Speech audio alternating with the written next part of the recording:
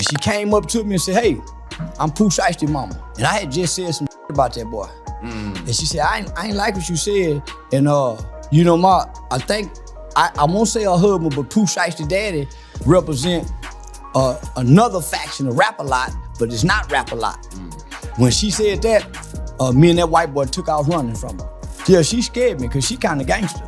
And I ain't said nothing about it since. Charleston White recently crossed paths with Pooh Shiesty's parents, who happen to be some of the most respected figures in Memphis. You won't believe the fallout when these OGs confronted him for the constant disrespect he's shown their son. Despite Charleston's reputation for loud internet antics, he realized too late that he was talking about a young man with deep roots and serious family ties in the Memphis streets. The reality of what happened when this internet personality met real street royalty is far more intense than anything you've seen on your feed, and we have the proof to give you some context before we dive into the confrontation. Charleston White has been targeting Pooh Shiesty ever since he was incarcerated. He's been making reckless claims about how prison would humble him and how the system would teach him a lesson. He was following his usual script-chasing views by talking down on others during his live streams until he finally ran into people who don't take family disrespect lightly. Now, don't get it twisted, this wasn't just another case of internet beef or someone chasing clout. Charleston had no clue he was about to face the woman who raised one of Memphis's most authentic street rappers, alongside a man once regarded as one of the city's most respected kingpins. We aren't talking about your average parents at a PTA meeting.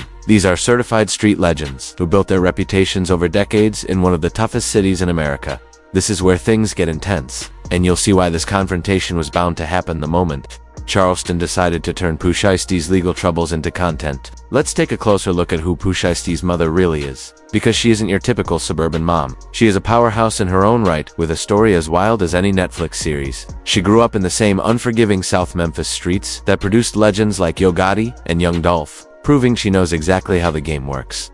Unlike many women who simply get caught up in their partner's business, she was already deeply connected to the streets before she ever met Mob Boss. She understood the rules, the inherent risks of that lifestyle, and, most importantly, how to survive in an environment where any sign of weakness could be fatal for a family. When she and Mob Boss linked up, it wasn't some fairy tale. It was two soldiers building an empire in a literal war zone. Their bond was forged through federal investigations, rival crews eyeing their territory, and the constant reality that any day could be their last. What truly set them apart was their shared vision. They both viewed the streets as a means to an end, not the final goal. When Mob Boss faced federal charges, she was the one who held everything together. She managed the finances, maintained essential ties with their organization's key players, and kept their reputation solid while he fought his case. This took a level of street intelligence and political maneuvering that few ever master. She had to make life-or-death decisions and authorize moves that most people couldn't imagine. The respect she commands, in Memphis, was earned through years of proving herself in high-stakes situations, where a single mistake could have cost them everything. She managed to navigate federal investigations, rival crews, and internal betrayals, all while keeping her family together and their organization profitable. This wasn't just an innocent bystander caught up in her partner's business. She was a key player who understood every moving part of the operation. Her influence on Pooh Shiesty is undeniable. While Mob Boss handled the business side of the streets, his mother taught him about survival, loyalty, and never showing a hint of weakness, even when the world is trying to break you. She also valued legitimate opportunities, ensuring Pooh stayed in school, even as she managed the two organization.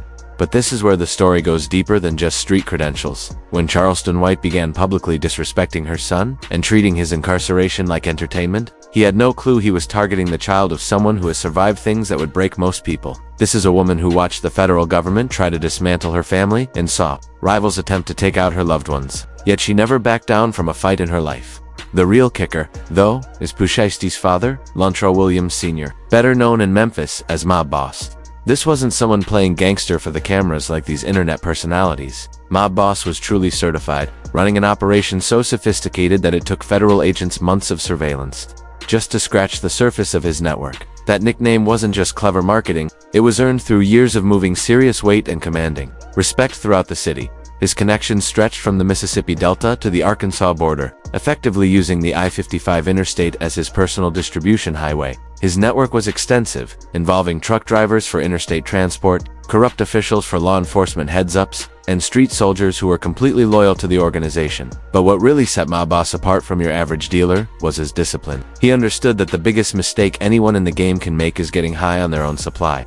both literally and figuratively. While other crews were being flashy with their money and violent with their rivals, Mob Boss operated more like a CEO than a street thug. He invested in real estate, using various properties across South Memphis as both stash houses and meeting spots. He established legitimate businesses to explain his income and provide employment for his crew. Most importantly, he knew the key to avoiding law enforcement was staying under the radar while still generating serious revenue. That's why he founded Mob Ties Records, his own independent label. It gave him a reason to travel, a way to justify large cash transactions, and a path to respect that didn't rely on constant violence. But here's where things get interesting. In 2007, Memphis police had been monitoring one of Mob Boss's operations for over a month. They set up surveillance on an apartment at 784 Porter Street that appeared abandoned from the outside, but was actually a fully functioning trap house. The location was chosen strategically. Porter Street was a dead-end road in a neighborhood where police presence was minimal, and the residents stayed out of other people's business. Let me break down exactly what happened when they finally moved in with those search warrants,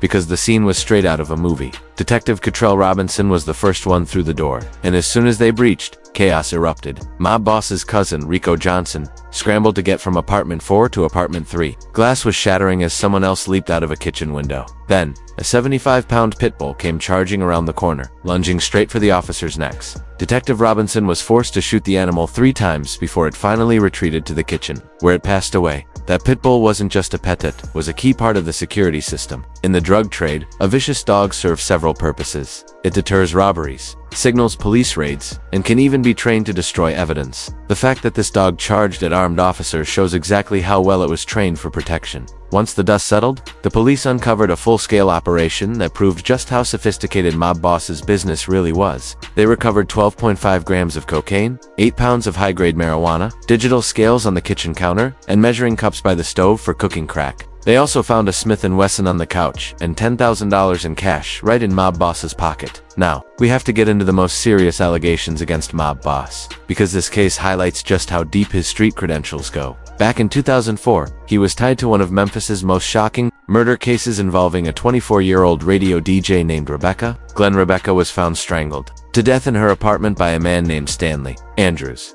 According to police reports, Mob Boss was charged as an accessory after the fact to first-degree murder. This is where the story gets dark. Word on the street was that Rebecca had been frequently playing Yo Gotti's music on the radio, but refused to give any airtime to Mob Boss or his Mob Ties artists. In the Memphis music scene, radio play was everything. It was the thin line between being a local hustler who rapped and becoming a legitimate artist who could actually make money.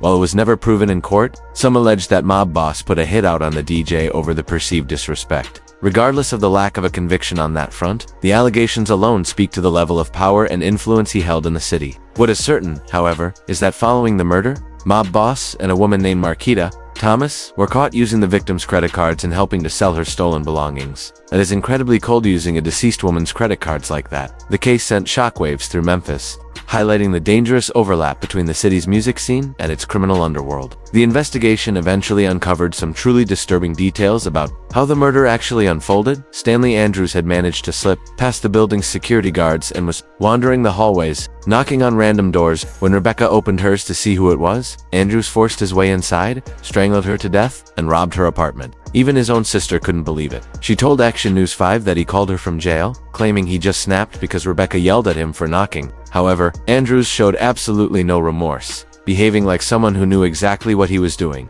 His sister noted how chilling it was that he didn't act like someone who had just lost control and killed a stranger. Case highlighted the genuine power radio DJs held in deciding which artists got exposure power that unfortunately made them targets. For anyone who felt ignored or disrespected, Mob Boss ended up facing charges for accessory after the fact and first-degree forgery. Remarkably, he managed to escape the worst of it, receiving only a year of supervised probation. For most, that light sentence would have been a wake-up call. But for someone like Mob Boss, the pull of the streets was simply too strong to ignore. Let's sink in for a second. This was the environment of violence and criminal activity that Pooh Shiesty was raised in. Now, let's get into what Charleston White actually said to get these Memphis OGs so heated because his comments went beyond just being disrespectful. He was straight up celebrating a young black man's downfall. Pooh Shiesty, man, I don't know why, who writing his lyrics? The devil? How that boy think of all that shit? as young as he is, man, how that little nigga think all that shit? How he know about all them guns? How he know how to kill the way he kill? After Pooh Shiesty was sentenced to 63 months in federal prison, Charleston took to his live streams, laughing at the young man's situation as if it were a comedy skit. Charleston's main point was that before prison, Pooh was out there crashing out, involved in club shootings and acts of violence like it was nothing, essentially playing GTA in real life. He mocked the idea that Pooh would now be forced to follow the rules, unable to act out anymore, and laughed about how the system was going to teach him a lesson. In one of his most disrespectful rants, Charleston said, "That white man don't play," referring to the legal system. He mocked the fact that Pooh would be on a probated sentence, saying a probation officer would make him walk a straight line. He celebrated the idea that Pooh Shiesty would be under strict supervision upon his release, claiming that the best thing the system can do to a gangster is put them on probation or parole. But what really got under people's skin was how Charleston laughed at the transition, mocking how someone who was once considered dangerous in the streets would now be rendered harmless. Man, that's a dangerous motherfucker. You used to be a threat in the streets, but now look at you just typing away in the metaverse. You used to be out there pulling triggers, but now the sound of your keyboard is the only noise you're making. For anyone who understands the culture, that kind of disrespect towards someone's child, especially a child from a family with serious street credentials, is just asking for trouble. Charleston was essentially mocking a young man's imprisonment and celebrating the fact that he'd be under government control upon his release. The most insulting part was Charleston acting like he knew what was best for Pooh Shiesty, claiming that prison would fix him and turn him into a better person. It was incredibly condescending, especially coming from someone who hadn't lived the life he was so busy criticizing. The situation finally reached a breaking point when Pooh Shiesty's parents had enough of the commentary. These weren't internet personalities chasing clout or trying to go viral. These were genuine street veterans who had survived decades in Memphis's toughest environments. When they finally stepped to Charleston, it wasn't for the cameras or a social media post. This was an old-school face-to-face confrontation where real issues are addressed by real people. There were no Twitter fingers or Instagram Live drama, just direct communication about crossing lines that should never be crossed. Charleston quickly realized he wasn't dealing with random internet trolls or chasers looking for 15 minutes of fame. He was standing face-to-face with people who had actually lived the life he only talks about online. These were individuals who had survived federal cases, street wars, and the harsh realities of the Memphis underworld. The energy shifted instantly once Charleston grasped the gravity of the situation. These parents weren't there to debate internet content or social media algorithms. They were there to make one thing clear: publicly disrespecting their son, celebrating his prison sentence, and making jokes about his struggle would not be tolerated. Period. She came up to me and said, "Hey, I'm Pooh Shiesty mama." And I had just said some about that boy. And she said, I ain't like what you said. And you know, I think I won't say her husband, but Pooh Shiesty daddy represent another faction of Rap-A-Lot, but it's not Rap-A-Lot. When she said that, me and that white boy took off running from her. Yeah, she scared me because she kind of gangster.